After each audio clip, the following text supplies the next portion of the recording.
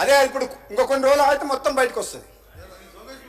సోమేష్ కుమార్ వచ్చిండు, మళ్ళీ నువ్వు ఆల్రెడీ ఒకరు జైల్లో ఉన్నారు, ఇక ఒకరి తర్వాత ఒకరు కుటుంబ సభ్యులందరూ కూడా పోతారు. నేను కాంట్రాక్ట్ల కోసం వచ్చిన అయితే నేను ఇక్కడ ఎందుకు ఉంటాను అధ్యక్ష?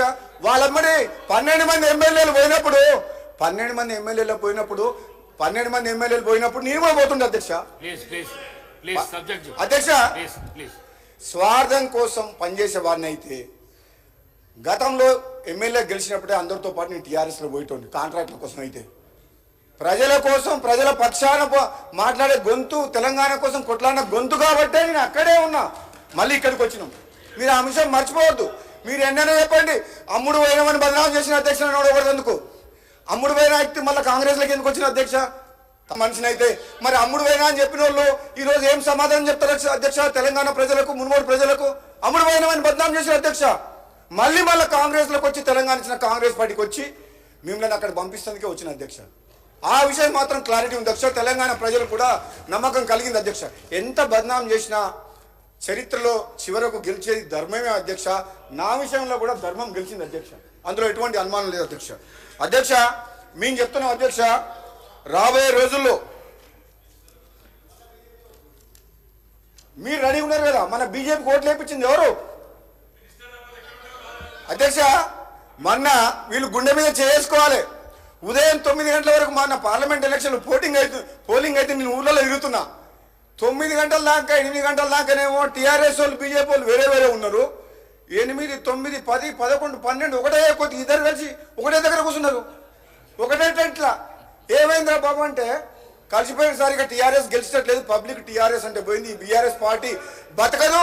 ఈ తెలంగాణ రాష్ట్ర సమితి అని పేరు మార్చి ఎప్పుడైతే బీఆర్ఎస్ అని పేరు అప్పుడే ఖతమైపోయారు. ఇక బీజేపీలో పోతట్టు సార్, మొత్తం బీజేపీకి ఓటేయమని చెప్పిందని చెప్పి పబ్లిక్ మొత్తం ఓపెన్ గా మొత్తం ఏకచక్రాధిపత్యం, సారు కారు 16 అని విర్రవీగిన వాళ్లకు గుండుసున్న ఒక్క ఎంపీ కూడా రాలి. ఎక్కడ పోయిందా సార్? ఎక్కడ పోయిండు? కారు ఎక్కడ పోయింది? 16 ఎక్కడ పోయినాయి అధ్యక్ష? ఒక్క ఎంపీ అన్న డిపాజిట్లు కూడా రాలే. అంటే అధ్యక్ష, మీ ఒక్క మాట చాలా సీరియస్ గా ఆలోచించాలి. ప్రతిపక్ష సభ్యులు కేటీఆర్ గారు కూడా చెప్తున్నారు అధ్యక్ష, చాలా సీరియస్ గా.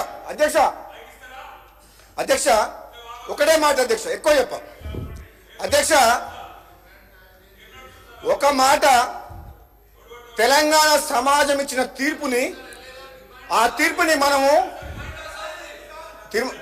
ఒకసారి చేసుకోవాలి అధ్యక్ష. ఏమని 10 ఏళ్ళు పరిపాలించిన ఒక ప్రాంతీయ పార్టీ ఈ భారతదేశ చరిత్రలో అసెంబ్లీ జరిగిన ఎన్నికలు జరిగిన 6 నెలల క్రితం ఎన్నికల్లో ఈ విధంగా డిపాజిట్లు రాకుండా ఒక్క సీటు కూడా లేకపోయిందంటే ఎంత తప్పులు చేసిండ్రు, అధికారాన్ని అడ్డం పెట్టుకొని ఎంత దోసుకున్నారు, ఎంత దుర్మార్గంగా చేసిండ్రు అనేది ఆ మొన్నటి పార్లమెంట్ రిజల్ట్ అప్పుడు. అధ్యక్ష,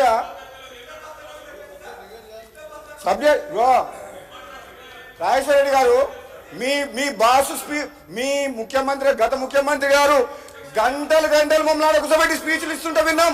శ్రీధర్ బాబు గారు, మా మంత్రి గారు, ఇక్కడ మా లెజిస్లేషన్ మినిస్టర్. అధ్యక్ష, మమ్మల్ని నోరు మూపియడం కాదు అధ్యక్ష, ఆయనకప్పుడు అట్లా కాదు. మీరు మమ్మల్ని అటుపక్క కూర్చోబెట్టినప్పుడు, ప్రతిపక్షంలో ఉన్నప్పుడు గంటలు ప్రసంగాలు ఇస్తుంటే మేము విన్నాం, మేమేం మాట్లాడలే. ఇప్పుడు కూడా మిమ్మల్ని ఏమంటే కనీసం ప్రతిపక్షంలో ఉండినైనా సరే ఇప్పుడు ఏం తప్పులు చేసుకుండ్రు, గతంలో ఏం తప్పులు చేసిండ్రు, మేము చేసే మంచి పనులకు సహకరించమని కోరుకుంటున్నాం. మీ ఎంక్వైరీ అధ్యక్ష, పవర్ సెక్టర్ మీద గౌరవ ముఖ్యమంత్రి గారు తప్పకుండా కమిషన్ ఏర్పాటు చేశారు కాబట్టి తొందరలోనే పూర్తి కంప్లీట్ ఎంక్వైరీ చేస్తాం అధ్యక్ష. ఎంక్వైరీ చేసి తప్పకుండా మేము చర్యలు తీసుకొని ఎవరైతే అవినీతికి పాల్పడి దోషులుగా తేలుతారో చట్ట ప్రకారంగా చర్యలు తీసుకోక తప్పదు అధ్యక్ష. ఆ విషయంలో మాత్రం మేము కాంప్రమైజ్ కాము అధ్యక్ష. నేను వీళ్ళందరికీ కూడా మన ప్రతిపక్ష సభ్యులు నిన్న జగదీశ్వర్ రెడ్డి గారు అధ్యక్ష ప్రెస్ మీట్ పెట్టి ఇష్టం వచ్చినట్టు మాట్లాడుతుంటే నన్ను, ఆయన నాకంటే ఏజ్లో పెద్దోడు కాబట్టి గౌరవం ఉంది అధ్యక్ష, మంత్రిగా 10 ఏళ్ళు పనిచేసింది కాబట్టి, మీ ద్వారా మాజీ మంత్రులకు కానీ ప్రతిపక్ష సభ్యులకు ఒకటే చెప్తున్నా అధ్యక్ష, లాస్ట్ ముగించే ముందు వన్ లైన్ అధ్యక్ష, మీరు ఇక్కడ ఏండి, మీరు అధ్యక్ష వీళ్ళకి నా సూచన ఏంటంటే అధ్యక్ష మీరు అధికారం చూసిండ్రు అంటే అధికారం అనుభవించిండ్రు మీరిప్పుడు ప్రతిపక్షంలో ప్రజలు తీర్పిచ్చిన ప్రతిపక్షంలో ఉన్నారు. ఇప్పటికైనా ఈ ప్రభుత్వం చేసే మంచి పనుల విషయంలో, ముఖ్యంగా కరెంటు విషయంలో, రైతుల విషయంలో ఈ రాష్ట్ర ప్రభుత్వం కాంగ్రెస్ ప్రభుత్వం 100% 100% కట్టుబడి ఉంది. 24 గంటల కరెంటు, నాణ్యమైన కరెంటు ఇచ్చే బాధ్యత మాది. మీరు ఇవ్వలేని కరెంటు 16 గంటలు ఇస్తే 24 గంటలు రాబోయే రోజుల్లో ఉచిత కరెంట్ ఇచ్చి నిరూపించుకుంటాం అధ్యక్ష. అదేవిధంగా అధ్యక్ష మన మేనిఫెస్టోలో పెట్టినట్టు 200 యూనిట్ల వరకు కూడా మనము గృహాలకు ఉచితంగా కరెంట్ ఇస్తున్నాం అధ్యక్ష. దాన్ని కూడా మేము చెప్తున్నాం. 200 యూనిట్లకు పేదలకు ఇళ్లకి ఏదైతే కరెంట్ ఇస్తున్నామో ఇప్పటికే 49 లక్షల ఎంతో మందికి అధ్యక్ష దాదాపు 49,60 ఎంతో ఫిగర్ ఉంది అధ్యక్ష. ఆల్రెడీ 200 యూనిట్స్ ఫ్రీ పవర్ ఇస్తున్నాం అధ్యక్ష.